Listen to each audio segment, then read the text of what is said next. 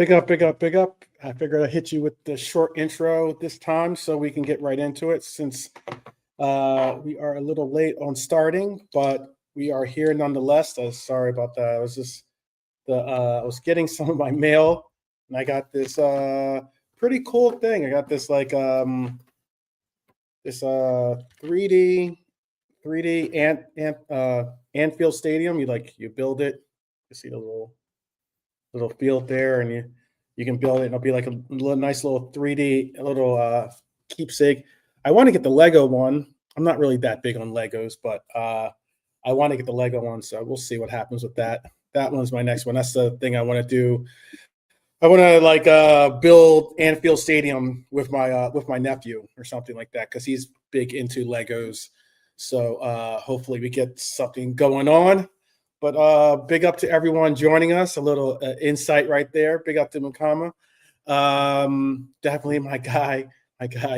I got your back on Nunez, my brother. I got your back on Nunez. I saw Cop trying to pick on you about saying that they think that's Drifty's burner account. You are definitely a loyal and proper red. So I got your back. Shout out to Red Armchair Supporter, and shout out to Lee Wizkid, of course, and shout out to Eric as well. Big up to everyone joining us. We have Lee is going to be with us. He is in the green room right now for the show, but he isn't on camera per se because he was on time. I was late. I was recording something actually for a recorded episode. So keep yourself tuned to the channels for that. But let's just get right into this. Big up to the real RITF or Dustin. Big up Dustin. Let's just get right into this. I would definitely say big up to all Reds family, of course. Shout out to the rivals. Shout out to the neutrals as well. But you know how we do. We always represent for Reds family. And welcome back to Liberal 12-Man Show. We've had some big European nights. We've had title parades. We've had crisis therapy sessions together on this channel. But tonight's show is all about something slightly different. It's about Crossroads, if you noticed that in the title. Because these are some crossroads we're coming to. Crossroads for Mohamed Salah and his Liverpool legacy. Crossroads for maybe Harvey Elliott and his career path. Xabi Alonso and his future in Madrid. Arne Slot and this season's narrative with his future. There's a lot of crossroads we are at in this journey. And I can't remember his name. I try to think of the guy's name. I think he was in that movie, but there's a movie called I think it was called The Crossroads, but it was like about a guy who plays the guitar, and I think it was the guy from Karate Kid. But all the same, let's keep focused. Let's stay focused, and let's stay focused, and we will get on to even something about possibly Jarrell Quansah and Mark Guehi. I see Lee is with us. Lee, just give us a thumbs up when you're ready. Okay, cool. We're bringing Lee to the. How you doing, my brother? Good, yeah, good. Good. Let me make equal here. So yeah, I was just talking about some of the stuff we're going to get into today because we're going to definitely get into Jarrell Quansah, get into the saga that is Jarrell Quansah, and maybe even Mark Guehi, and what those decisions could shape Liverpool's back line by doing. I was also, I don't know if you saw, I was saying how I got this cool little like Anfield Stadium thing. I don't know if you saw that, Lee, or not, but I'm pretty psyched about it. It's like you build the stadium out, and it's like this is just the one piece, but like you build it out. There's the pitch. And then you build the stands around it, and you'll have the whole thing. And eventually it'll look like that right there, like that. Mm. Pretty cool. It's quite nice, yeah. Cool. I'm pretty psyched about that. I'm pretty psyched about it. I've shown it twice on camera, so there you go. But yeah, underneath it all, it's a simple plan, man. Where do we go from here? Is basically what it is where do we go from here? What is the plan?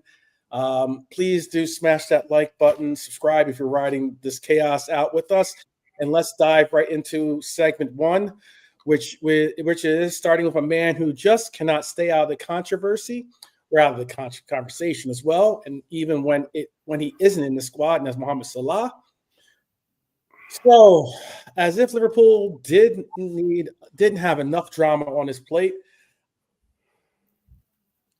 rivals are so funny, man. Rio Ferdinand had a YouTube take on Mohamed Salah and the current situation. Sometimes Rio can be objective. Sometimes he can be pretty biased, or obviously running his Red Devil agenda. But he basically said Salah's position after those comments is close to untenable. And then with that classic Rio wink wink, he floats the idea of Salah joining Manchester United. That'd be funny, though. That'd be getting weird, but funny. You had to be a good bit of comedy in that, like, if that were ever to transpire. You've got to be. It's got to. You've got to like applaud the effort, I guess, or the initiative of it all. I'd like to hear what Remy Abbas would have to say if Mo moved directly from Liverpool to Man United. See what Remy Abbas came out with. Be quite funny. Yeah, I know. He says he said there's no way Mohamed Salah goes to Manchester United, but yeah, I'd make a public offer.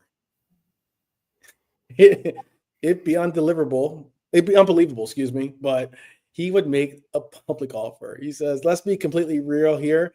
There is no version of reality, or at least I'm saying this. At least there's no real version of reality where Salah walks into Old Toilet in a United kit and thinks that his legacy will be intact at Liverpool. There's absolutely no way that happens. And that's why when I heard Rio say that, I'm like, Rio, you are in troll mode completely with that one. There's absolutely no way that happens. Big up Milante. You came, you got into the fold just in time for some fun. How are you doing? Yeah, all good stuff. Big up, Lee. Lee, yeah. See, Lee, I've shown the way. I came on camera the other day, and now you're back on camera, Lee. Don't worry, I'll join you soon. I'll join you soon, Lee. Can't get away from it now. Yeah, I'm for it. The Gallagher brothers used to say, "I'm for it." Yeah, you know what? I'll probably have to speak another time with 12 offline about. I need to fix my settings to I can have a background drop because I use my phone I use my phone most times anyway. But yeah, I'm here briefly just before I'll go in just only for half an hour and then I've got to go work. So yeah, man. Okay, yeah, no, appreciate you tuning in and dropping in to chop it up with us. We were just talking about Rio. Rio said that he would make a public offer to man. He says he tried to say that the situation of Mo Salah is untenable, and that basically Mo Salah should become a Red Devil. Sorry, I'm gonna come in and out again. Yeah, so baby, sorry, okay. come off. Yeah, no worries. But that's just funny. That's got to be funny. Everyone can tell what Rio's doing. Big up to Norm, by the way, joining us. Big up. Everyone can tell what Rio is really doing here is highlighting the obvious. A player this good, this decorated, this influential. If Liverpool open the door, everyone is going to start, inquiring about the chances that they can make their team the next destination for the player. Big up the Nems. Big up Nems. Been a little while, but good to see you, brother. Good to see you. It's just funny though. You about to say something, Norm? I'm going to say Norm. Lee? Yeah, it'd be interesting to know what FSG's valuation of Mo is currently, if anyone is interested, like who aren't the Saudis, because it'd be it'd be a bit of a fee, like quite a fee, and then the wages on top of it. So where's he going to go apart from Saudis? More to the point, yeah, like I said, I'd just like to know how much we think he's worth, because surely we think he's worth something. He's under contract. Yeah. That's the big point is what is truthfully what it is. Back. Sorry. Okay, no worries. Where is what did WizKid say? What did Lee WizKid say? Okay. I'm not gonna repeat what Lee WizKid said, but everyone's reacting to Rio basically saying, or at least what we're talking about in Latte is apparently Rio Ferdinand said that the situation of Salah is untenable, and that the best decision for Mohamed Salah would be to become a Red Devil, basically. Oh, trolling at the highest order. I mean, yeah. You got to commend it. I mean, like, yeah. Of course. Yeah, they're loving it. That's what annoys me. Even widely over, all the Man United, they're loving it. All the United content creators, they're loving it. They horrible. I can't stand it. Yeah. That's why Mo, man, shame on you, man. And you, Carol, the shame on you guys, man. Look at us. We're like them now. Who would have said at the start of August? 12th, and big up the chat, big up Norm, Red Armchair, everyone. Who would have thought on August 12th, when we're doing shows, that we will be in this mess before the end of the year? No one. No one. And look at it's oh boy. Yeah. It's just funny. I don't think that would ever happen. No, of course not. I mean, but you've got the Saudi angle. Al Hilal's out there circling. Got the Saudi Pro League chiefs exact straight up saying, of course, Salah is one of the targets. He said, you've got a player feeling betrayed and benched. He's got a club trying to hold the line. You got Saudi clubs ready with open arms and open wallets, and a fan base stuck between no one is bigger than the club. And please don't let his last act be an interview in a mix zone. That's the worst thing about this all. Do you know what? In a funny kind of way, it could be less painful if he left in January earlier, so we don't have to go through all this rigmarole until May, until the season ends, if he's still here, because every time he's dropped, there'll be a big deal and that big stink. I suppose we could cut that out by selling them in January. I just don't really see it happening. It's too soon, January, I think. It's only a few weeks, but you know what I'm saying? To get rid of the circus that started up, and will continue every time he's either dropped or substituted from here on in. Do you think that with his, I know the way that he put it, Rio put it, was untenable. I know he's saying that just to kind of fuel the fires, but do you think that Salah, through his comments and timing and maybe even tone of what he had to say, do you think it puts himself in a position where the club must consider life without him? Or is this simply an emotional flare-up, that should be just handled internally and forgiven and just move on from it? What do you think? I'll ask Nawante since he's short on time. Cool. No, I appreciate 12. I'll just answer this. Has anyone seen Victor Osimhen? Where is Osimhen? Where is Victor Osimhen? Yeah, there you go. January window's on us. You never know, exactly. Man. You never know. Hey, Victor Osimhen and Tracy, that'd be a perfect January window. You don't mind that, Lee, do you? There you go. No. You can have a child for Oh, goodness. Oh, my goodness. Okay. Wow. Oh, God, hilarious. I'll tell you, that's why I love the pedal, man. Love my guys, and I love the chat, man. You guys in the panel, honestly. The great thing about you guys in the panel, we can all agree to disagree on the right way, Yeah. in the right Yeah. context. Absolutely. This is what I love about the Yeah. the chat, you know. I know. I don't know if But you saw that clip I put in the yeah, group chat. That thing was ridiculous, man. The no, you Blues, know what? Funny enough, Chelsea is falling mm, out. Go ahead. no, sorry, no, I said I haven't even had the time just to work, but yeah, I'll watch that tonight actually when I'm on my break. It is not only laughable, it is a good reason why some people, when you do refer to people that either go to the games or even some that just go to the supporter pubs or the likes that don't really congregate on the internet so much, you can see why sometimes they don't, because like, oh my goodness, the pure vile content that was on. I'm trying to think of what Montz's show is called. Big Sixpence, right? Mhm. Yeah. Pure vile like nature of some of the and they were just sitting there like they had 3 Liverpool fans on top and then 3 Chelsea fans on the bottom, just arguing it out, 3 or 4 at least. And they were just arguing and the words and the usage of language that they were using towards each other. And it was just like, where are you going with this? It's almost as if like, how do you like take a step back and say, okay, yeah, let's have a civil discourse? Like it was just absolutely crazy. But again, go ahead. You were just gonna say, is this a bridge too far? Is this Salah rant or is the mixed zone going to be the last time we see Salah on the pitch, actively playing on the pitch?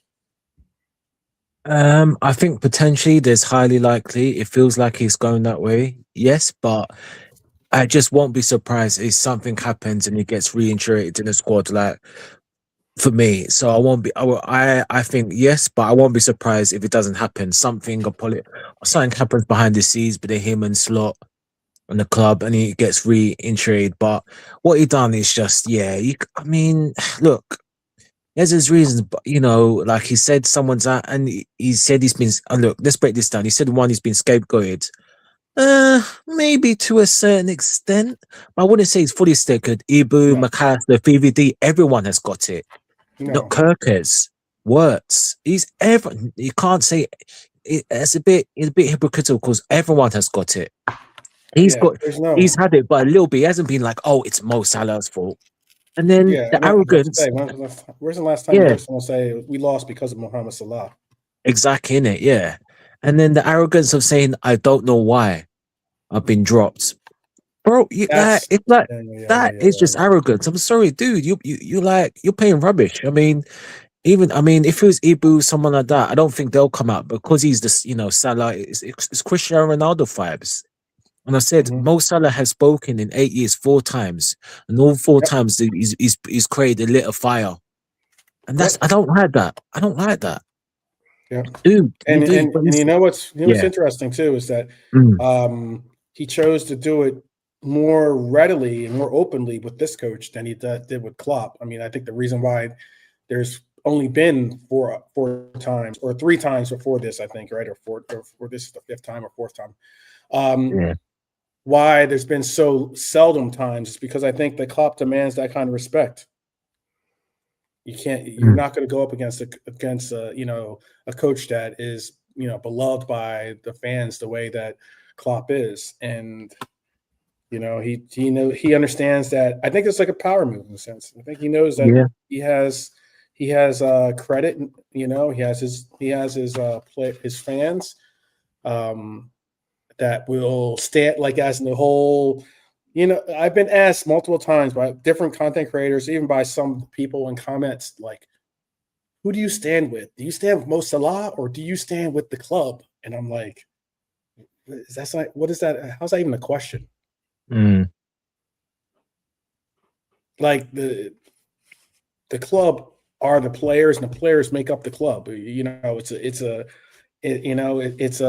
vicious circle if you want to call it that, but it is what it is. And that's how like I stand with the club. I stand with the players. I stand with the fans. I stand with, we stand.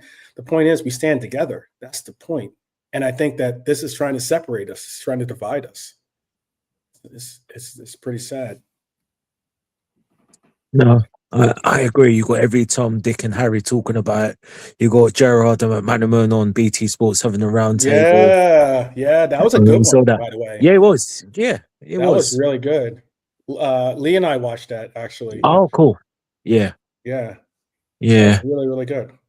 And no, it was Italy, innit? Yeah. And he mentioned Suarez. And again, it's very hard to compare because I just think, like I said, Suarez, like none of us here, that world-class footballer, he done some amazing things. But as a person, he's a scumbag.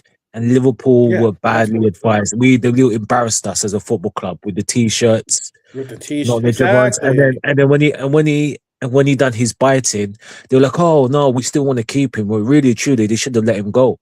Because we were not that great. And Suarez, I didn't like that. But now, well, with Mo, obviously they're gonna make a stand either way. So it'd be interesting to see that. And even Gerard, like as much as a legend, mate, Gerard, you should have come out and said about Suarez this. And yeah, you stopped him leaving, I get it.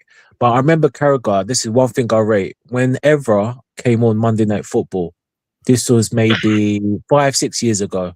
Maybe, and obviously they brought up the Suarez and how he policed Carragher live there, and he's not. Yeah, I don't think it's because he said, you know what, I'm going to publicly apologize to you because at the time we were trying to support our player, we shouldn't have done that. And Gerard has never done that because that was just stupidity from the club and the fishy. But obviously they learned the lesson and he kind of stayed. So I don't know. It's a difficult one. I mean, really and truly, the club should just say, you know what.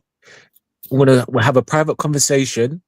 If you like, he doesn't have to come up and apologize in public. If he apologizes behind the scenes and say, you know what, this is what I'm feeling, then fine. But if he's not going to and he's going to stand on what he said, then he's got to go. I don't care. 12th, all of us, the club is always going to be bigger than the player. So if you're going to go, we get whoever we get in. And listen, if I want to be, what's the words? If I want to be, I'm looking for a word there. If I want to be super arrogant and be like sarcastic, I could say we're beating him 4 without Mo. I get what you're saying. Okay. Yeah, Mo. If you want to be frank, I guess you could frank, say. innit? Yeah. I mean, not that it's performed, but yeah, we're beating 4. So it hasn't been, and the thing is, it hasn't been the Mo Salah thing, right? It's just again the defending and the midfield. It was the wording of it, wasn't it? There was quite a lot of it. The imagery of being thrown under a bus and then saying somebody wants me out. It was quite strong. It was very strong, actually. But, like, because he's Mo, like, I mean, I don't want to say that's it because he's Mo, I'll let him off. But, like, I do understand it from his point of view. Like I said yesterday, only a few months ago, it was that record-breaking season, goals and assists. He was flavour of the month. We won the title. A few months later, mate, can't get in the team. And I know it's only been a short time. It's just that's such a shock to his system, isn't it? Like it's made his head spin. So I get it. I just wish he'd have said a bit less and just said, like, I'm disappointed. I don't understand why I'm not being picked. And that would have done it for me. I wouldn't have minded that. How would it? Couldn't you just push out and it made it a bigger drama than it needed to be. The whole thing, like. But I think that was intentional from his agent, wasn't it, to get him to include those. I was going to say real quick, too, couldn't you just push back when someone says something about, I can't understand why this or understand why we're doing that or this and that and yada, yada. Couldn't you just say, look, you've played in the last 10 games. I think we are we've won. Well, not including this last game in Italy, but the 10 games previously before that, before he made the statement, I think we were 2 wins, right? 2 draws and 6 losses, right? The time that he played, we were 1 win and 6 losses, I think, or 5 losses. No, 6 losses because he's missed 3 games. So one win, 6 losses when he's been in the lineup. Couldn't you just push back and say, is it more important for you to start, or is it more important for the team to win? Is it more important to find whatever you can do to contribute to the team's success? And if that means supporting as a sub, or working your way back to form and fitness to be a starter so you can be able to give us a 90, isn't that more important than worried about the legacy of you of having, you being a starter and you being the spotlight and everything else?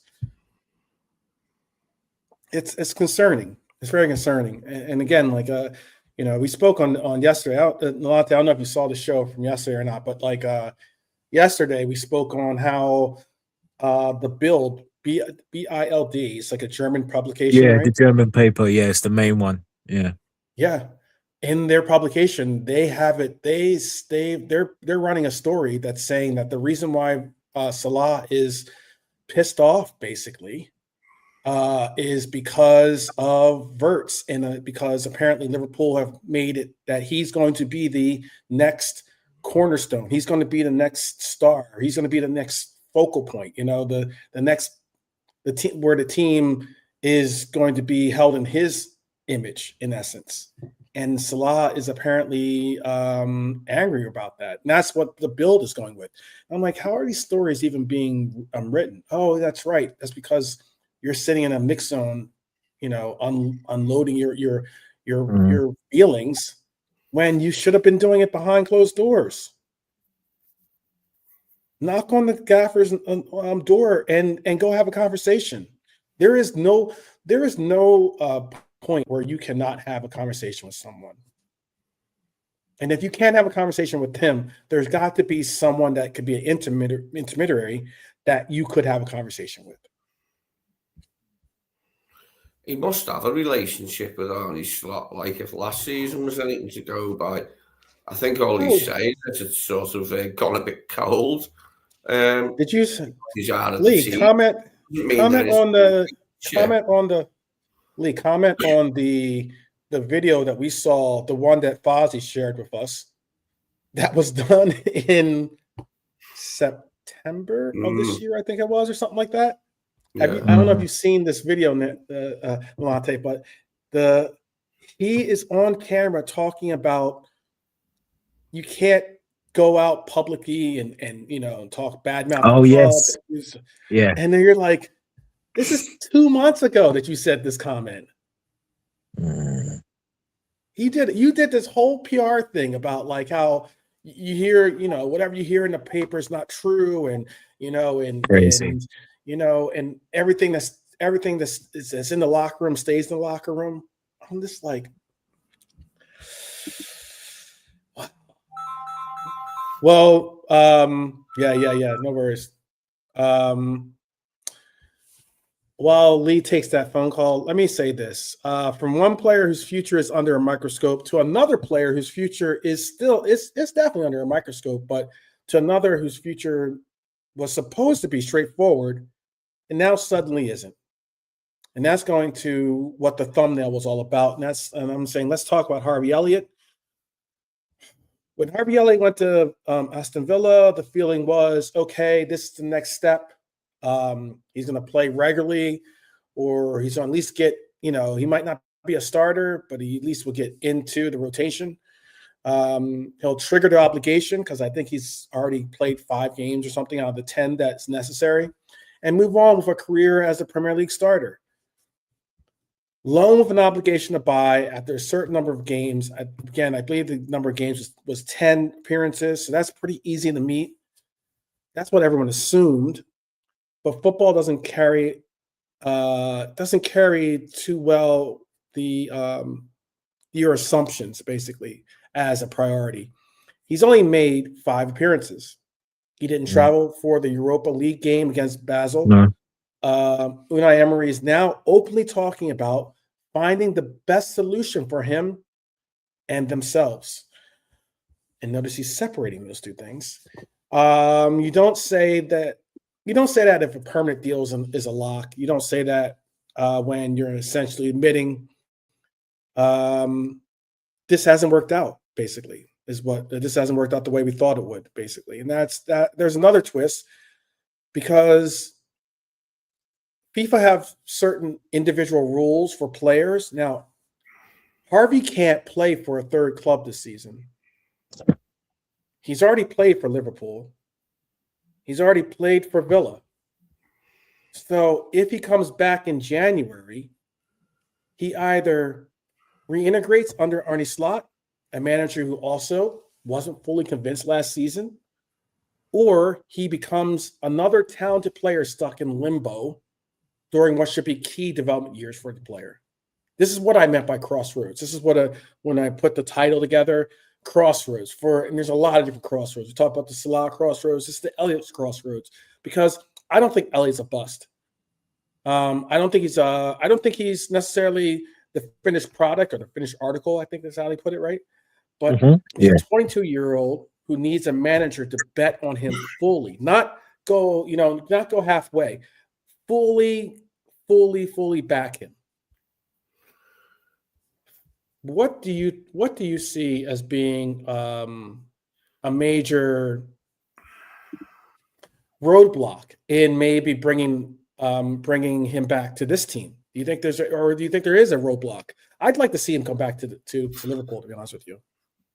I mean, I still like him and that. I just fail to see where he's getting in the team, where he's getting any minutes, especially with the other cup gone for a bit. And we've only got the FA Cup and the Champions League left. We've played most of our group games. Is he going to play any in the knockout stages? Is he going to play many Premier League minutes? This is my main concern for him, that he goes on and has his career, because I just don't think it's going to be here. As much as I like him and think he was talented and did his best for us, had some good moments, some great highlights. We've moved on. I think we've got too many players in that sort of position to accommodate him now. Okay. Unless we were to try him on the right wing instead of Mo, but his lack of pace is a bit of a handicap there. It's all right him playing there for Blackburn, Jordan Stone and ripping it up, but doing it in the Premier League for Liverpool in that right wing position, I'm not too sure. Well, let me ask Salante, do you think the Liverpool's mishandled Elliott's developmental path, or is this simply a case of a player not being ready for the level he thought he could reach? I think we have. I'm not going to say level because we don't know. We don't know yet. I haven't fully had. I mean, and the Klopp at the end, he was getting chances. He was playing well. Klopp gave him the chance. He's playing well. He didn't get a few chances. He got a lot of chances. Like Sobol, people like that who are off form, they were on the bench. Darwin and stuff like that. And then last season, I mean, he was happy. He looks like he was going to get his chance, and then he got injured, and Sobol took it. And he never got a look in, no matter how the form was.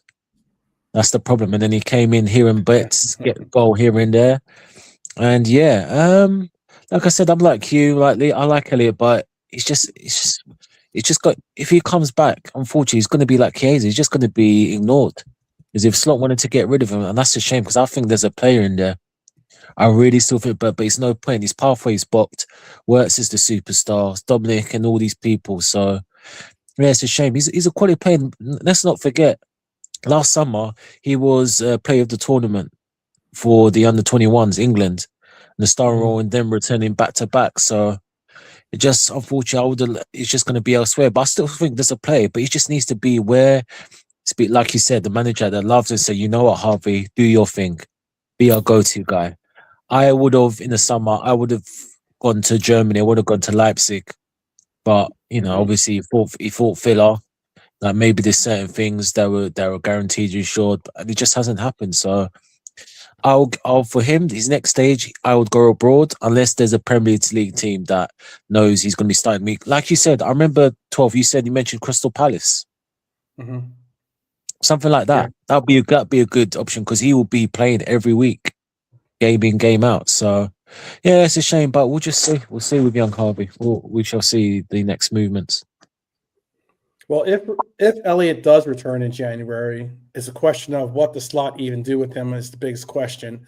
I know that Lee just gave his opinion, thinking that we have maybe too much of a logjam at the midfield spot for him. I personally do think that there could be a role for him on this team. I think that obviously Elliott is so humbled enough that he would do whatever it takes to contribute. We need more players like Elliott, I believe, on this team currently. And what I mean by that, speak of ringlets and Rasta Crab appears. Big up to the streets. Ringlets is one of Rasta Crab's favorite players.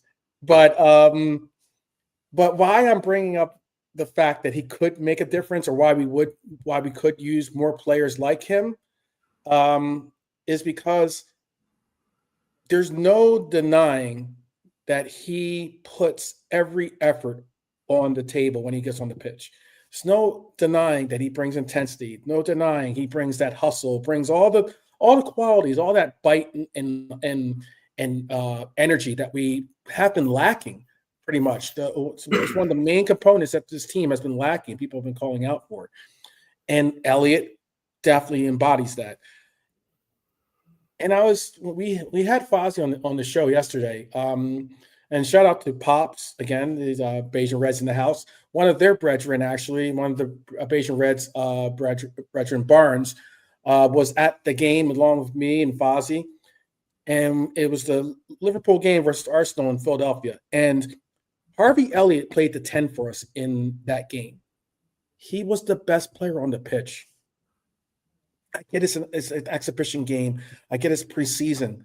But what I am saying is that it wasn't like there weren't other good players out there. Mohamed Salah actually got a goal, or got a really good chance at least from him by one of his setups. Harvey Elliott is a talented player. We've seen that in his play for England. We've seen that in his play, obviously, in the previous era with Klopp. I don't think you just go from being a up-and-coming player to all of a sudden you can't find the pitch. Like, that doesn't make much sense. And I'm not saying that he is Messi reborn, but what I am saying is that a lot of the qualities that he brings to the pitch, I really enjoy seeing, and I think they're very important to have. But I think he's got a lot of good qualities, Harvey. Like, he is a good player. I just feel that the qualities he's got are not ones we're in need of at the moment. We're in need of a bit of steel and grit in midfield and athleticism that Harvey just doesn't really have. It's not his game. And the thing with Szoboszlai, he's more mobile, like, and when he plays the 10, he gets all over the place and that. Harvey can't really do that, and that was the problem with when Slot come in. Like, he was useful under Klopp, and Klopp used him in different ways. But once Slot came in, you just could not see where he fitted in that Slot pattern. But I wish him the best. I hope he gets a go. Did you say he's played for us already this season? Yeah, he's pre-season. Yeah, pre-season. Preseason, yeah. I said. Yeah, he should be able to have another loan, though, shouldn't he? Like, in the way that, like, Bajcetic. He played he played throughout the entire. He was one of the players that he played well in the preseason, to the point where, like, I thought that he was possibly earning his credentials to be a part of at least the squad. And again, I'm not saying that Harvey Elliott needs to be a starter for Liverpool. I'm not saying that at all. But what I am saying is that we need tried and trusted squad players on this team that can provide, relief minutes for our starters and also be spot starters when necessary. I think Harvey Elliott is not going to make a headache in the locker room, a la somebody else. Okay. Not saying that he's on that level, but I mean, actually that individual, Salah, is one of his biggest fans. He actually came out with quotes, at least in an article, where he spoke about how talented Harvey Elliott is and how he believes that Harvey Elliott will or should be given the opportunity to play in the Premier League. So, and it might be just a former or player, a teammate talking about his teammate, glowingly because they're friends or they have a relationship. But I remember in the interviews, Harvey Elliott takes a lot of steps and tips from Mohamed Salah in learning how to become a professional and how to get better his game and his talents. But Crab is asking, but does he want to be a squad player though? Hence, he wanted to go on loan. I think that he didn't want to be an unused player.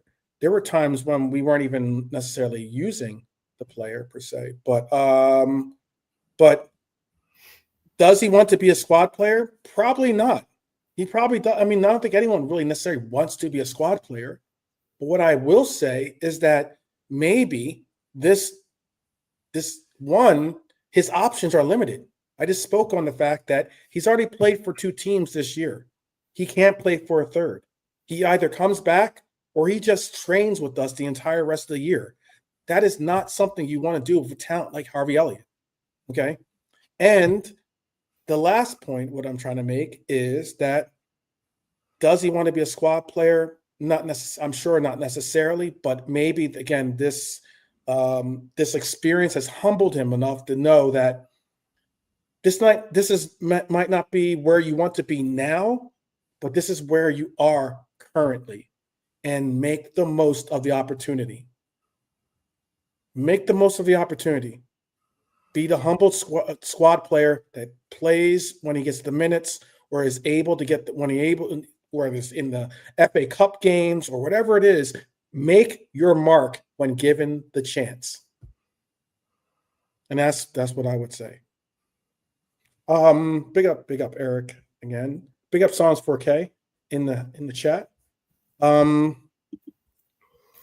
is. I'm humble like Chiesa. Chiesa's pretty humble, I would say. Chiesa's pretty humble considering the amount of, there are people telling me to get over Chiesa playing for this team or Chiesa's just not good enough. Some people have said, to me. And I disagree. Immensely disagree. I think that this AFCON run, Chiesa is going to be called on. He's going to be, especially with the fact that Gakpo is going to be injured for a couple of weeks. The fact that we're already running pretty lean when it comes to our roster. Chiesa's going to get a few opportunities here and there. I think he has to. He absolutely has to. Just to keep our team fresh, he has to. Well, let me do this. Let me change up the gears here or flip the scripts here, because speaking of managers under pressure or players in flux, yesterday we watched, most of us or some of us watched the game in the background, at least because we were live during it. Because who else is is staring at a crossroads? That's the password for today, I guess, or the safe word for today. A certain former Liverpool midfielder sitting in one of the hottest seats in football, and that is Xabi Alonso at Real Madrid. Two defeats in a week at the Bernabeu. Celta Vigo in the league, Manchester City in the Champions League. They're still level on points with Liverpool, Inter, Atleti in the Champions League league phase. They're still only 4 points behind Barcelona in La Liga. On paper, that doesn't scream crisis. Excuse me, but this is Madrid. And on paper, that doesn't matter a lick. Perception is everything.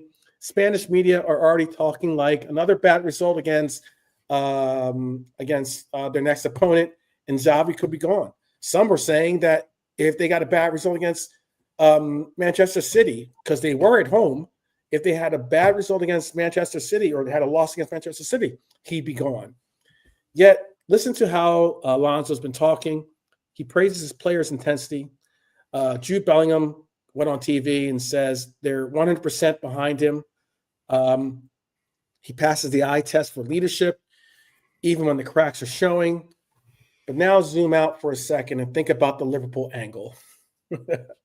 Because I know there are some of us that Xabi Alonso was possibly our first choice before we ever had any talks or even the introduction of Arne Slot. Slot is under pressure. Slot is open conflict. Is in open conflict. He's the season looks like it's control. It's in some controlled, chaos spin. And out there is Alonso, a Liverpool legend, modern tactical mind, sitting on a ticking clock in Madrid. Alonso said, "Of course, there is a bond with my former club, but for now, keyword for now, this is my place. In the future, you never know. Is the future now? Is the future now?"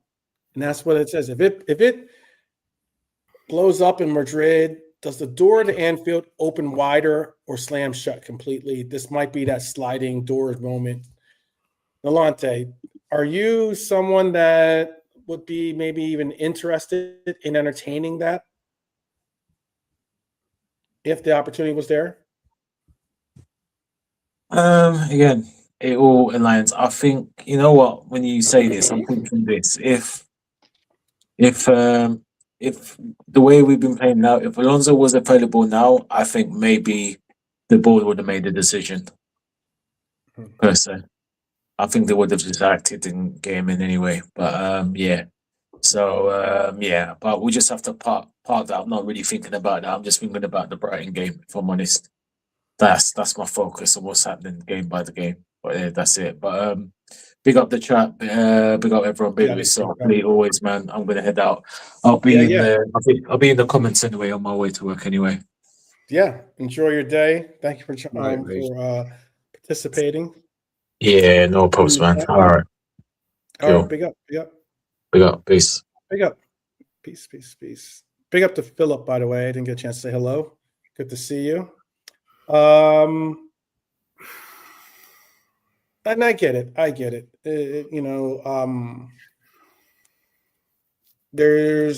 know the board has shown that they are pretty firmly behind a slot, and it doesn't look like they're going to be making any managerial changes or decisions as of yet. I don't know if that's the case in Madrid, but I'm just saying if Madrid were to give Alonso the sack, would that change the narrative here? Would that change the whole the conversation as to, well, let's try to make a deal. Let's try to strike while the iron's hot, basically, Lee. Yeah, I think so, yeah. It's got to be a consideration for them. If it's true that we were interested in him when he stayed at Leverkusen for the extra year, and now that they might be thinking about replacing Arnie, that's if they are at all, surely they'd look at that if Xabi was suddenly available. And to me, it wouldn't be like, black mark in his book, like, that he's failed at Madrid, because it's a very hard place to succeed, especially for Spanish managers in recent times. Can't remember a Spaniard doing an adequate job in the Real hot seat for a long time. No, that's why they've gone for, like, Zidane and bloody Ancelotti, do you know what I mean? So, yeah, it wouldn't be like a big stain on his CV for me to fail at Madrid, because so many managers do. Do you know what I mean? Yeah. They have, and so many managers will continue to fail because that bar is so incredibly high. And anytime you waver, I mean, it's not like their team is fighting to get back into the top four, much less into contention for the league. They're still in the contention to win La Liga. They're still, obviously in the argument to get into top 8 for Champions League. But they're going through some tough times right now. They're definitely going through some tough times. All right. Let's get back to Liverpool's talk then. Let's just get back to the present, back to this squad, back to the voices inside the dressing room, trying to keep this thing from, this talk, this controversy, this chaos from erupting. And I'll start with Robertson. One thing I love about Robbo is that he rarely ducks the hard questions. He can be funny, but he can also be direct with his answers. After the win over Inter, he spoke about Mo. And he spoke about Mohamed in the sense that, in a way that cuts through a lot of the noise. He basically said, yes, we've talked. Yes, it's a tough situation. And yes, it needs to be resolved between Mohamed and the club. But inside the dressing room, there's still a group. They're still together. And that's essential. Then he says something that really did stand out, though. And I wanted to get your opinion on this as well, Lee. He said, I played with Salah. I played with him for 8 years. This is a quote. I've played with him for 8.5 years. I consider him pretty much my family. For Robbo, this isn't Salah, the headline. This is my brother. This is someone that he considers family being, unfortunately in a major snafu with the fan base, with the media, with the club. He acknowledges Salah has to put huge pressure on himself. Last season, he carried us at times. This season, everyone's been below their standards. And you have to understand that includes Mohamed Salah. And yes, being dropped, being out of the squad is completely new for him. I understand that. But even after all the quotes, all the chaos, what did Salah do before the Inter game? He wished the lads well. He sent his support. He was positive in the way he could be despite wanting to be on the pitch. He was in the weight room, staying active, but giving his best to his teammates. It doesn't excuse the mixed zone comments. I'm not saying that in one iota. But it does show that he's not completely checked out. It doesn't erase the damage, but it shows he's not completely checked out. But it does remind you that that inside the locker room walls, there is a human relationship, not just a headline word. You can hear that some of these players do emphasize family and the essence of this team being one. So my question to you, Lee, is does Salah's behind the scenes support mean anything to you, or is it too little, too late, given the magnitude of his comments? Does he need to be even more, prolific with his statements? To be honest, as long as he gets back to form and that, I don't think it'll be that big a deal. If he can return to form and play a good part when he's picked again and required again, then I don't think what he said will be that big a deal.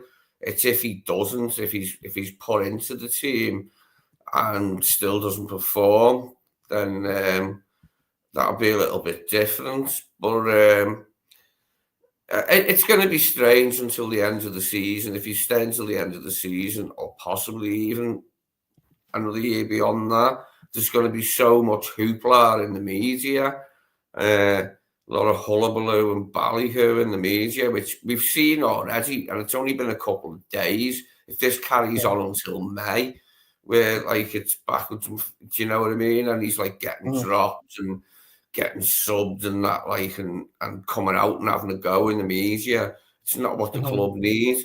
So I think they'll probably sort it out. I think there won't be too many further ructions, hopefully, like that. They'll come to some amicable agreement, for them not to put out more stuff and to just knuckle down, get his head down and get back in the team, basically. Yeah. I mean, let's not pretend that the dressing room isn't something that can fracture. It can lead to confidence. It can lead to division, and it can lead to problems. If Salah apologizes, he makes the first move, like Slot hinted.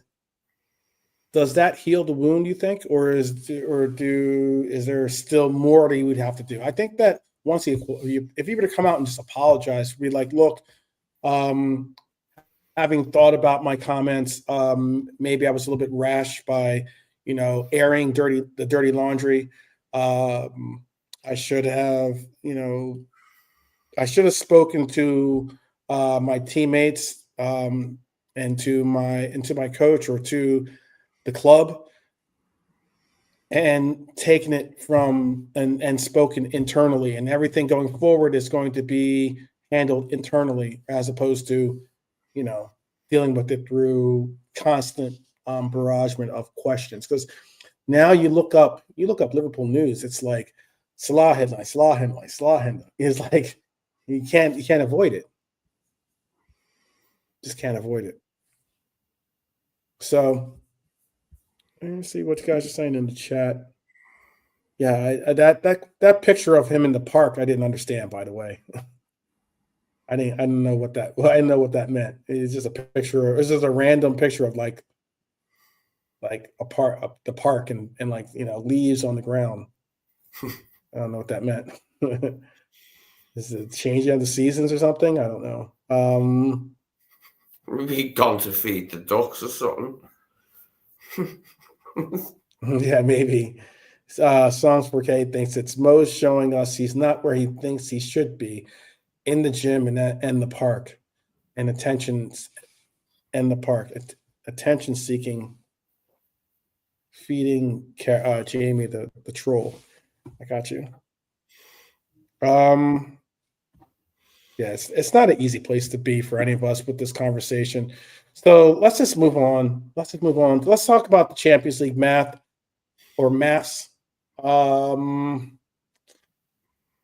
All right. Here's the part that almost gets lost in the drama. Liverpool just went into the San Siro. We beat Inter 1-0. First English club to do that. First English club to have 3 wins at San Siro, by the way. And we moved to 12 points out of 18 in the Champions League phase. That win definitely cools the temperature around Slot, provides the team maybe a little bit of a breathing room, proves the team can grind a result without Salah, and puts qualification back into Liverpool's own hands. Like, it was, what's wild about that is, Lee, technically, if Salah was in that game, if he was in that game and he was still playing at that time, he would have been the one that would have had to step up and take that free kick or take that spot kick. Mm-hmm. That would have been a headline in itself. Last season, the magic number for automatic top 8 was 16 points. You hit that, you don't mess around by playing in that extra playoffs. You go straight to the knockouts. Right now, Liverpool are on 12. That would mean that we still need to win either the Marseille game or Marseille and the Carabao game to get in. That's 2 games left. We're away to Marseille and then Carabao at Anfield. 1 win, 1 draw, you've got your 16 points. The Opta computer thing, they're predicting, their projections have gotten us. They did all the math and all that other stuff. They've got us finishing in 6th. And they believe that 15 points is the lowest safe threshold for the top 8. So if we fail to hit top 8 and you drop into the 9th to 24th, I believe it is, like in that range, it means you have a 2-leg playoff. It means you have 2 extra games in an already brutal February schedule. It means you have more stress, more rotation, more changes, more chances to things to go wrong. While we spend all day talking about Salah and Slot and apologies, the quiet truth is that Liverpool in Europe, at least right now, are 1 solid January away from being exactly where they need to be. Lee, does Liverpool have the consistency to take the 4 points? Do you think we can get a win and a draw basically in these last 2 games? What, in the What do you Champions think in the League? chat too, by the way? Tell us what you think in the chat. Yes, in the You're Champions talking League. about the Champions League, yeah. Yes. Yeah, easily, yeah. We'll easily beat Karabakh, I would imagine. Like, they're not going to present a problem. And I could easily see us getting a draw at Marseille, if not a win, considering we've just won at Inter. Marseille's a tough place to go, but how good are they compared to Inter? Let's look at recent Champions League performances. They're not as good as Inter, are they? Marseille, but that doesn't mean anything really when it comes to the results. I'm just saying, yeah, we'll easily take 4 points. I would imagine I'd be disgusted if we didn't take 4 points from these 2 games. Okay. Yeah, that's the big question. Marseille has not been playing well. To visit, like, we've won and lost there. We haven't been there that many times, like, but we've won and lost there. Yeah. Yeah, I don't see why we can't get a result there. Like, I'm definitely one against Karabakh. No offense to Karabakh, they have a good go and all that, like, but they are what they are, which is like rank outsiders, and anything other than an easy victory there would be a travesty. Sure. But that's it's at home against Karabakh, but like the point of I think the point of this season though has been a lot of what we've seen this team do is play to the level of our competition sometimes, and that can be a problem. That can be a serious issue when you have a team that's not focused and not mentally prepared, maybe not sustaining the type of confidence that they need. You could end up playing to the level of your competition, and a stupid penalty or an early goal, and all of a sudden that crowd is making a lot more noise than they should, because honestly PSV is a team we should have been able to handle at Anfield, yet they surely handled us at Anfield, and it was an embarrassment. Let's see what people are saying. Red Armchair Supporter thinks we'll get 6 points out of those 2 games. Songs 4K thinks Marseille is a hot away game. I hope Ekitike is charged up to score. He should be. He'll be back on French ground, back on his home country soil.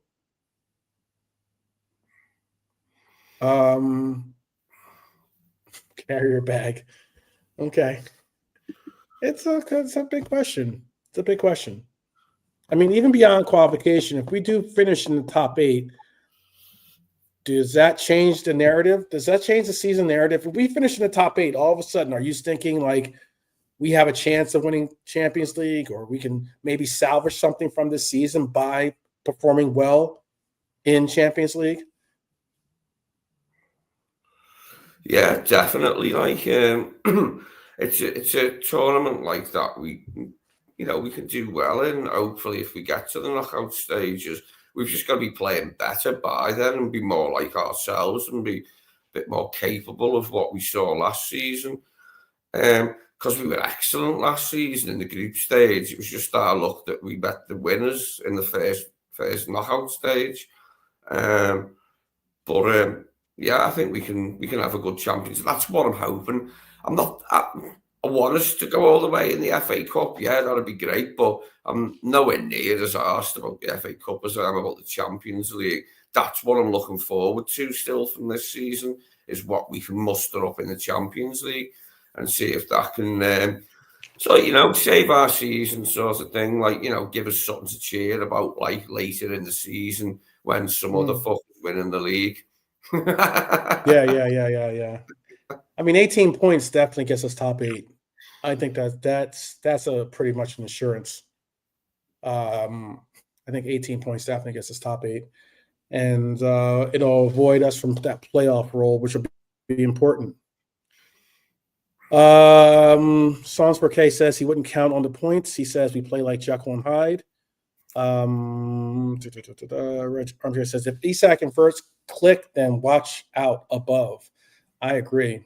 I think if Eke TK and Isak start to click together, if they start to make a real relationship, partnership, then I think that'll be a different story for us.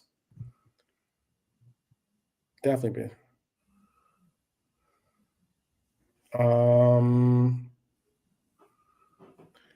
But of course, the future isn't just about group tables and penalty decisions. It's about who will be wearing the shirt going forward. And that'll take us to this final big segment. And this will be a little bit lengthy of a segment here. But this is going to be about Quansah. It's going to be about Guehi. It's going to be about Konaté and the next Liverpool back line, basically. It's like, what do we do with this back line? Let's start with Jarrell Quansah. He's at Leverkusen right now, growing, starting regularly, playing big games, and tucked neatly into the deal.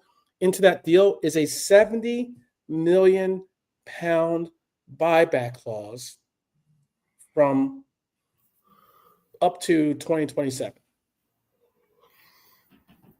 If you listen to how he talks about the move, he says it's not about this year or next year. It's about where I'm going to be when I reach the top of my level. That's someone who understands the long game, people. He's not bitter about leaving Liverpool. He has no drama about it at all. He just he knows he needed a place to grow. And this is their exact words. He says, I needed a place to grow. I found it. We'll see what the future holds. And if he continues on this trajectory, that buyback clause stops looking expensive and starts looking like insurance. That's a lot of money. £70 million. But you then recognize the fact that 35 million of it has already been paid to us for him anyway. So in essence, even though it is 70 million pounds, it would be like us buying the player back for 35 million pounds. That's still a lot of money, to be honest with you, though. I don't know how you guys feel about that in the chat, but I think that's still a lot of money to be out there. Then you've got Mark Guehi at Crystal Palace. Apparently, with this contract running down toward 2026, bids around 35 million pounds, that magic number that I spoke of earlier, is expected. Liverpool did all the groundwork in the summer, did the medical, did a structured plan, convinced the player of the program, only for Palace to pull the plug late and bring the player back to Palace, back to London. But now it's almost on cue. You can only expect Manchester City are sniffing around the possibility of Mark Guehi becoming a citizen. So insiders still think Liverpool are favorites because of all the legwork we've already done. And you can understand why. Guehi is Premier League ready, Premier League proven, I guess that's what you call it, right? He's strong in the air. He's comfortable in build-up. He's the right age profile to anchor the new iteration of this defense, is what I would say. And then you layer that with Konaté on top of that. His contract's ticking down. There have been links to Real Madrid, who may now cooled those links by saying that they're not interested in the player. Reports Liverpool might accept, and this is why it hurts. There are reports where Liverpool might accept 15 million pounds this winter if a replacement is secured. Other whispers say that he could extend at Anfield. Before I even go on about that, Lee, let me take you on mute there. Would you be okay with a 15 million pound purse coming in for Ibu. If Ibu says I'm not going to resign, would you be okay with 15 million pounds being the price that we end up parting ways with Ibu for? Using his form of this season as the barometer, yes. As long as we have replacements lined up, it wouldn't hurt me at all to see him leave in January. Using his form this season as the meter that you're judging it by. But I'm not sure that'd happen. It's not a lot of money, but it's better than nothing, I suppose. I mean, we got 10 for Trent just for letting him go like a couple of weeks early, didn't we? Well, we got 8, I think. But it would feel like a derisory sum for a player who can be as good as he can be. But as I said, his form this season so far, I mean, it's been questionable. Yeah.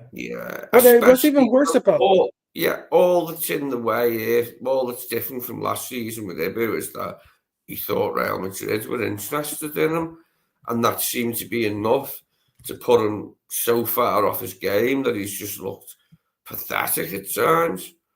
Mm-hmm.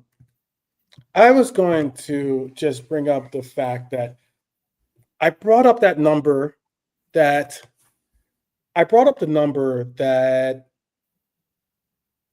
was included for Mark Guehi earlier, about the reported number that it'll take for Crystal Palace to even consider parting ways with him. 35 million pounds. He's in the same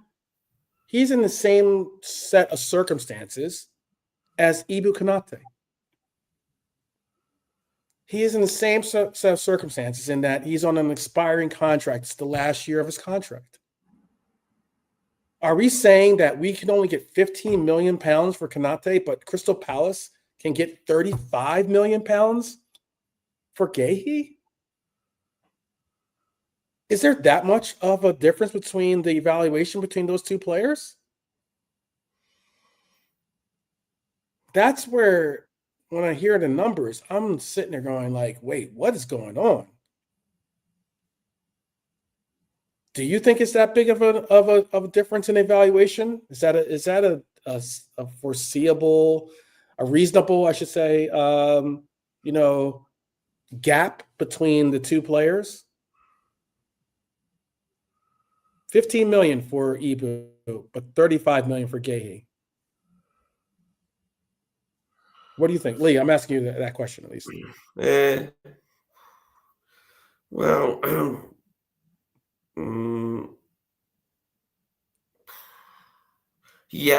the way things are, I mean, if it's true that he's turned down several new contracts, which I don't know for sure, that's all I've heard. Mm-hmm. Brian seemed quite sure, like, of what he did, that Ibu would turn down contracts more than one. So, it probably is true that he has turned down a few offers. So, getting 15 million could seem prudent, like, if we were to do that. That's as long as we have other people lined up, which of course we would have to do with Leone injured. And Gio, I mean, how many games could he play for the rest of the season? So there's got to be people. I mean, there's got to be someone coming in, even if he's staying, which I think I'd rather think he will, rather than leaving in January. I think he will be staying till the end of the season. You got to think also, if we're going to get, and that's an if, I'm not saying that Ibu's already out the door, but if Ibu were to leave, we're already in the market to bring in a center half simply because of the need for the position now. So if Ibu were to leave now, it would mean that we would have to not only go out and get one center half, it would probably mean that we'd have to get 2, if not 3 center halves in this market. Center halves are at a premium right now in the market, though. There are some good names out there that definitely pique interest for some of us, at least. But it does mean that we'd have to probably go out and get someone. And there are going to be other teams that are going to need that too. I know Pops is bringing up about how Militao has gone down for Real Madrid, so they might be back into the running. But there's been reports that Real Madrid are in the running for Mark Guehi, that they're possibly interested in pursuing him as a player to bring in. So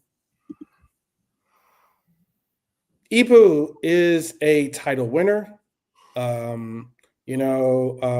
He is a player that I believe he was in the champion. Was he that? He was in the Champions League final, wasn't he? Ibu. Yeah, he was in the Champions League final, wasn't he? He was, yeah. He played. Yeah, right. He played in that did. one. I didn't know if Matip played or instead of him or something, but off the top of my head, it was Ibu. Also, he's a defender of a massive upside. We all know that. He's an absolute monster when it comes to going up against the player. But he's also had injuries. He's had some inconsistencies. He's had a contract situation that could either be a small hiccup or the start of an exit. He's asking for a nice bit of money actually as well to that list. Quansah might come back in 2027. Guehi might arrive in 2025 or 2026, really. Konaté might commit and build a legacy, or he could leave and trigger a full reshuffle of that back line, because we all know that there's going to be only another year or two that we could get out of relying on VVD as that cornerstone for our team. And all of this is happening while the club fights fires, with the whole Salah thing and Verts and with Isak and the rest of the crew has working their way into it. But Lee, is Mark Guehi the defender Liverpool must sign in January? Or is Konaté's inconsistency creating an inflated sense of urgency? Like, as in, is it because Konaté hasn't necessarily been at his premium best that he normally is at? Is that the reason? Is that maybe like an inflated sense of urgency? That's why we need to go. We're all rushing to the table to try to bring in the center half. But maybe we need to just be more reliant upon Konaté, more patient, I should say, with Konaté and give him a chance. Well and good, but if he gets an injury, then we're screwed, aren't we? We need someone coming in regardless of whether he stays, goes, is in form or is out of form. You know what I mean? Regardless of what happens with Ibu, we need another defender. So if he left in January, that'd leave us needing two, just to have three to choose from. Do you know what I mean? Yeah. It's not an awful lot. We don't want to end up in a situation where we've only got two to choose from, because then you're crossing your fingers every time one of them makes a challenge, aren't you? We're down to three already, and I've been for a long time now. That's got to be sorted out in January. And a lot of these players still have there will be another international break, that they'll have to get through. So there's still a bit of uneasiness to have to waver through, basically. Bring forth the Guehi. Yeah.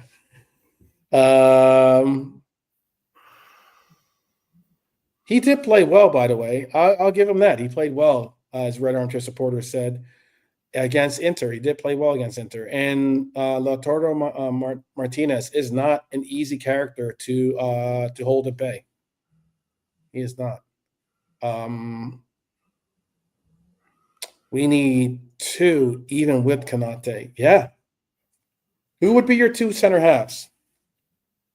And if Konaté leaves, who would be your three center halves that we'd have to go for?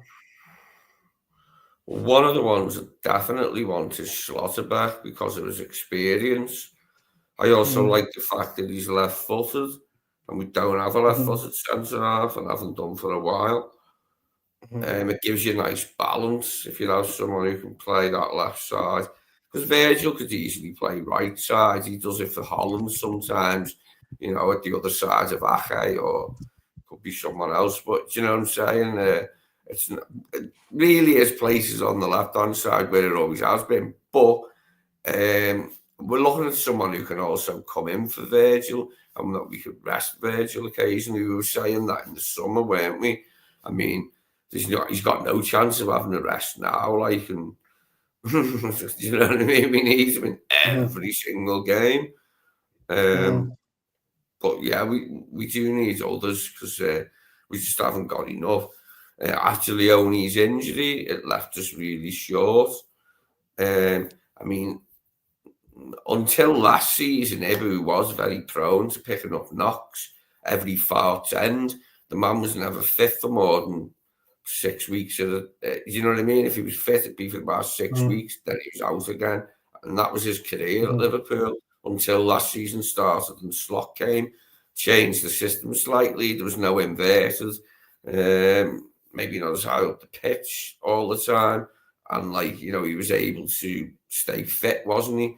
I remember saying that before last season kicked off, the summer before last season kicked off. I hope that this can be a new beginning for Ibu because we play a bit differently and he won't, you know, be as exposed and have to, like, bust the gut so much. And yeah, he was really terrific alongside Virgil for large parts of last season. But we just haven't, he has been really bad. I mean, they've all been shit. But for me, he's probably been the worst one for being out of form. And he had a pre-season, do you know what I mean? People have been giving McAllister shit, but McAllister didn't even have a pre-season. Ibu did have a pre-season, and his form's been bad from the beginning. Pretty poor. Yeah, pretty poor. He had some all right games, Arsenal, Real Madrid, obviously Inter, but, you know, these are exceptions to how his form's been in general, especially in some of the league games. I mean, he's been so bad, he's been subbed a few times, and he's thrown Gravenberch back there. He wouldn't have done that last season, was he? You know, you wouldn't have seen that happen last season. And there's, you know, the story in that way. But hopefully we can get something out of him, like, for the rest of the season, that if we can turn a corner now and get 2 straight victories and remember what it's like to win games back to back, then maybe we can all, like, sort of shape up and show their mettle, and hopefully he's one of them, because we need it. We need big performances, like, from a lot of them going forward. Yeah, we do need a lot of performances. Keys to players to step up, basically. I'm going to make a list of center backs that we are currently targeting, the ones at least that I know of. And figure out, and because I know we just got linked to another one, to the center half from, I believe he is from France too, but he plays in France as well, though. Jacquet. And let's see. There is a name out there. I do like this player. Some people might not. I know maybe because of the fact that he has picked up some knocks, or at least some muscle injury related injuries and that. But I do like this. I do like this one player. Okay, so I think that's all of them that I can think of off the top of my head here. I put the teams that I think that they play for at least in there too.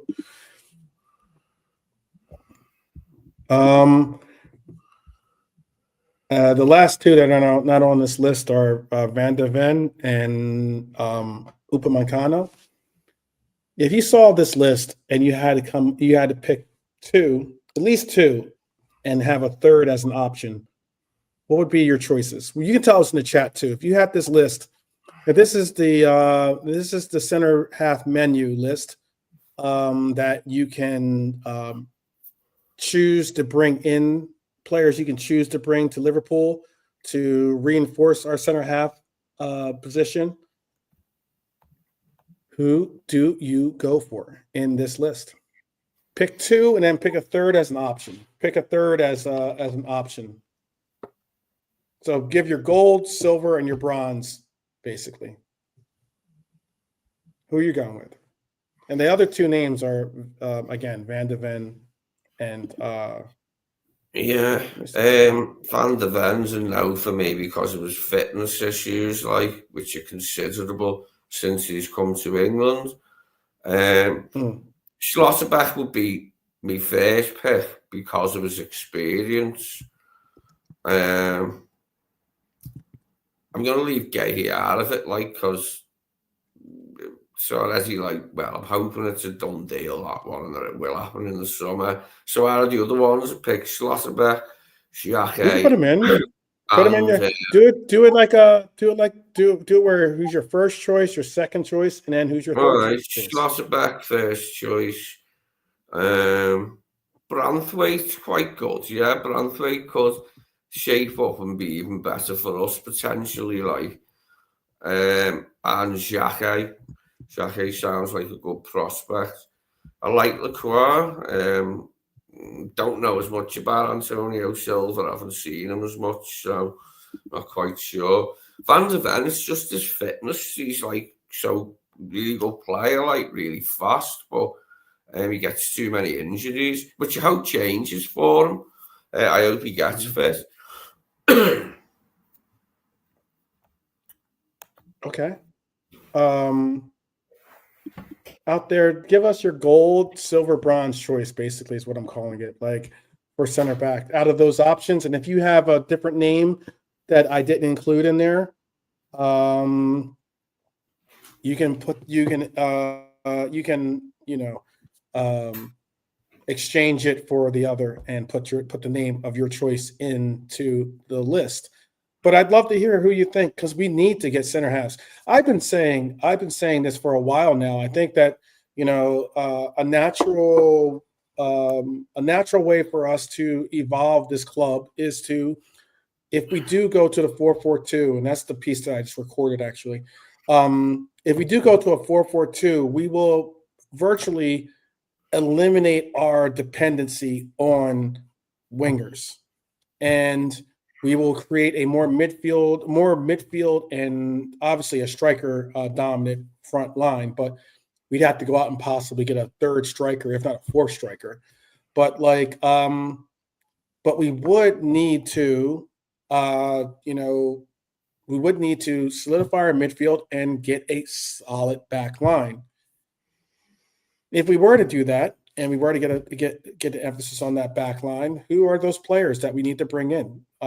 Norm was mentioning earlier that we need two.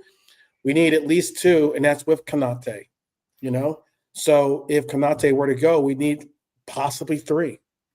Who are those three? Who are those 2 to 3 players that we're bringing in to solidify our back line? Who are they? And I guess if you want, do you double down on making an effort to maybe pay whatever the high demand it is that Konaté is asking for? Do you answer the high demand for what Konaté is asking for in salary and keep Konaté?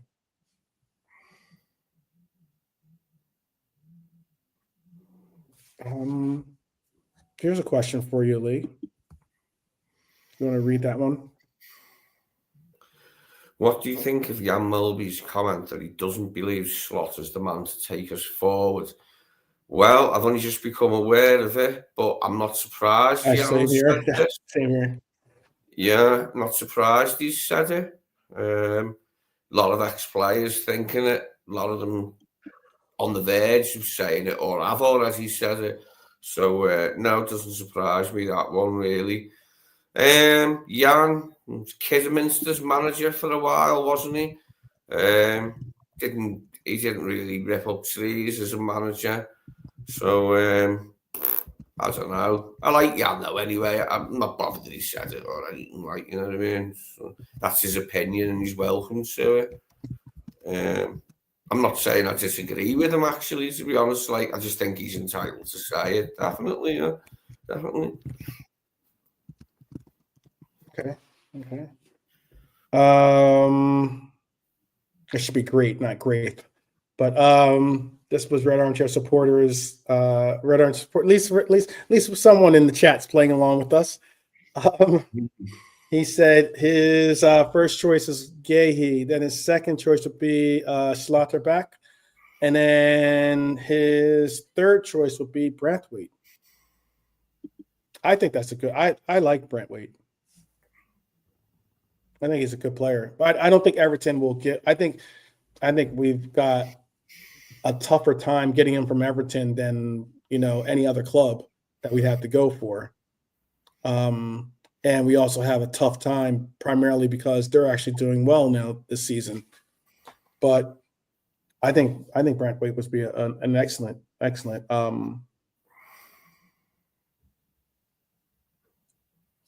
would be an excellent choice, to be honest with you.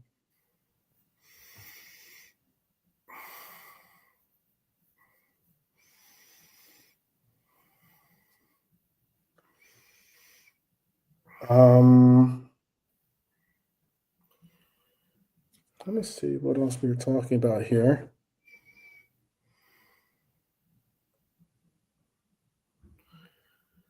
Let me see what else we're talking about. I was trying to see what his contract is, actually. What Branthwaite's contract is. Don't know. Whoops. That's not how I want it.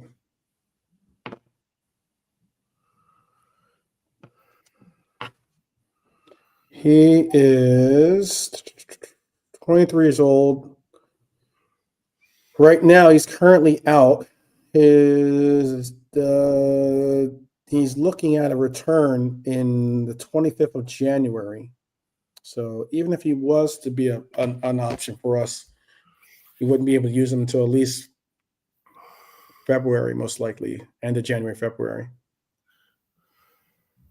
Yeah, Lee would have to broker that deal. We have to get his dad to help out with that one, probably to convince maybe some of the Everton brass to get us Jarrett. Oh, it's always tough trying to buy anyone off Everton. David Moyes would probably be the worst manager to try and do it under. His dislike of Liverpool has long been on record. But yeah, there you go. He cost a lot of money. He won a lot of money for him as well, with him being English and capped. That adds to it. Don't know how long he's got on his contract or anything like, but it's a very unlikely transfer for the sole reason that he's an Everton player. Yeah.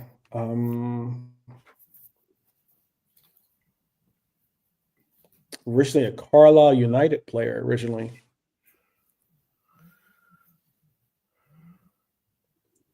Carlisle United before joining Everton, and then he's been on loan a couple times before that. He's at PSV for a little bit. PSV. Well, that's about all I have to speak on today. I did have a piece about 442. We're already at 1 hour and 30 minutes of this show. I don't know if anybody wants to hear my rant about the 442. But I do think that the 442 is something, that 442 diamond is something that we need to utilize. It's very interesting. I was talking to you, Lee, after the show, and how I saw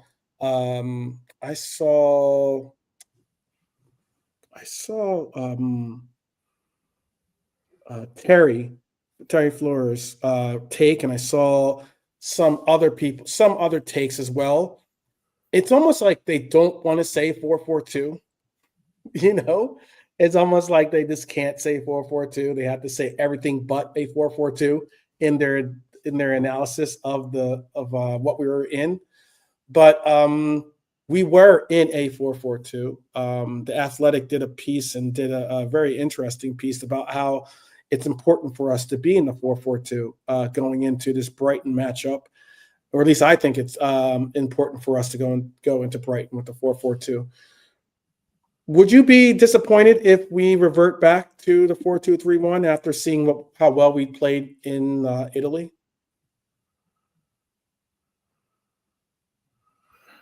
Yeah, a little, yeah. If you thought it could possibly work against Brighton, but Brighton's different kettle of fish, their setup. But I wouldn't mind seeing it again if he thinks it can get another result. Then keep it same as. Maybe change one of the midfielders to bring Wirtz in, depending on what his thoughts are on what type of opposition Brighton are on the day. I mean, I tell you what, like a lot of our games against Brighton at Anfield's been tough, haven't they? We've won a few of them, but just about, and we've come unstuck in a couple, haven't we? Like Drew or whatever. But they're never easy at Anfield since they've come back up. So it'll be a tough game. But I'm hoping, or I'm half expecting at the very least that we're up for it, and that he's got something up his sleeve that can get us back-to-back wins, because it's been too long since we've won 2 games on the spin. Do you know what I mean? Yeah, it'd be very interesting to see what we do. We're going to do a preview of that game tomorrow.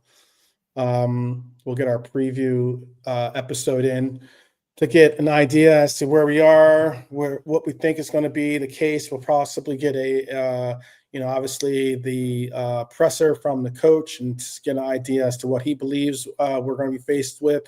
Get a good rundown on who's available, and when we have any players returning. Frimpong was supposed to be back early this week, and we still haven't heard. I still haven't seen him on the training pitch. So I'm hoping that that's progressing better than what it seems to be, because we could use that. This Brighton match is going to have to have. We're going to have to see. Not have to. I guess that's maybe the wrong word to use, but we're going to certainly see Gomez at right back in this game, simply because Bradley's suspended for the game. So it should be one that should be an interesting endeavor for us.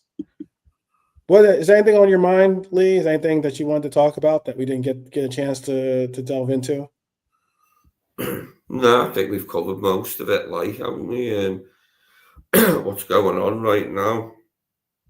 No, that's it. Little Marvin Gaye there. Yeah. Yeah. Yeah, there you go. A little soul there for you. What's going on? Look, when you strip all this back, this episode comes down to choices. It comes down to these crossroads that I called it earlier. Salah's choice of words, Slot's choice to leave him out, the club's choice to stand firm behind the decision of not bending on the pressure that Salah has made in the media. Harvey Elliott's career choice between staying patient or pushing for a clearer role. I get that some people do not believe that Harvey Elliott is Liverpool levels or Liverpool Premier League proven or any of those things, or maybe he's just not good enough to be on this team in some people's minds. I differ. I think that he's a good player, and I think that he's still got a higher ceiling than I don't think he's reached his peak. And I also think that Elliott could provide to be a good squad player if given the opportunity. Xabi Alonso's choices in Madrid and whatever that means for his future is certainly some that we have our eyes on. Quansah and Guehi's choices about where they believe their prime years should be spent. And Liverpool's choice: build patiently and smartly or react emotionally in this crisis that we're in, when it comes to trying to get a competent squad that gels together and really can put some performances out there. The question for us as supporters is this, at least this is from my perspective: do we want this era to be defined by drama? Because the first early chapters of it have been, whether it was last-minute wins or it's been losing streaks or soap opera entanglements. Or is it about how we navigated the drama? Because make no mistake, this is one of those seasons people will talk about for years. not just for the goals, not just for the trophies, hopefully about the turning points as well, for who stayed, who left, who apologized, who dug their cleats in, who grew, who cracked. Look, I'm asking for you to drop those thoughts in the comments. Should Salah be back in the squad for Brighton? Ask yourself that question. Is Guehi the one you'd bet on at center back? Does Elliott deserve another real shot under slot? And are you confident Liverpool will hit that 16-point mark in Europe? I ask that you hit the like. If you're not too emotionally drained, I ask that you hit the like and show that you're still all in supporting a fellow Red. Subscribe if you're riding with us through every twist of the season. Whatever happens next, like I said, always we'll talk about it. We'll argue about it. We'll debate about it. We'll celebrate. We'll complain.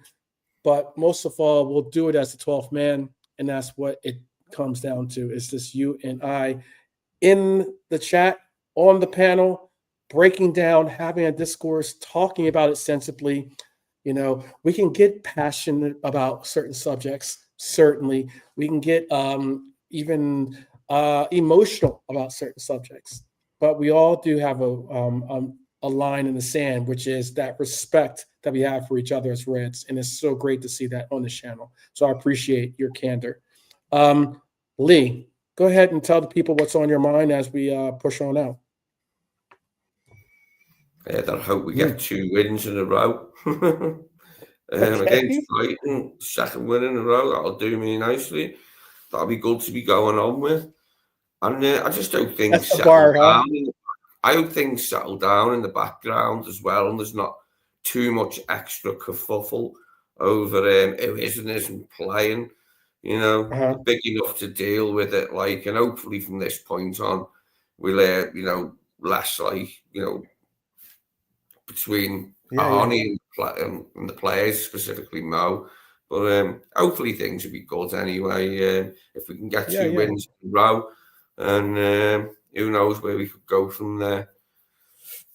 Okay. Anyway, cheers everyone on the chat. Thanks for it. Thanks for your contributions and all that. Thanks for being here.